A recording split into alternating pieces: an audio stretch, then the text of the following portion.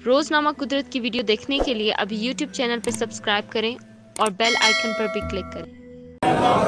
हाजिर नाज़िर जानकर ये हल्फ उठाता हूँ कि मैं पाकिस्तान के आइन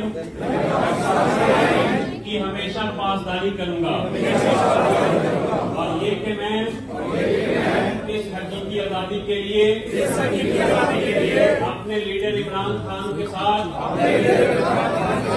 इस जिहाद में उस वक्त तक खड़ा रहूंगा जब तक हकीकी आज़ादी हासिल नहीं कर लेते। अल्लाह हम सब का हामी और नासिर हो।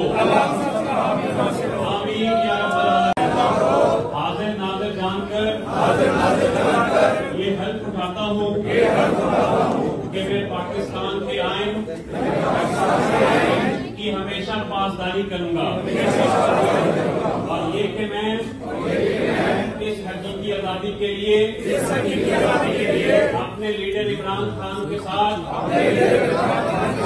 इस जिहाद में उस वक्त तक खड़ा रहूंगा जब तक हकीकी आज़ादी हासिल नहीं कर लेते। अल्लाह हम सब का हामी और नासिर हो।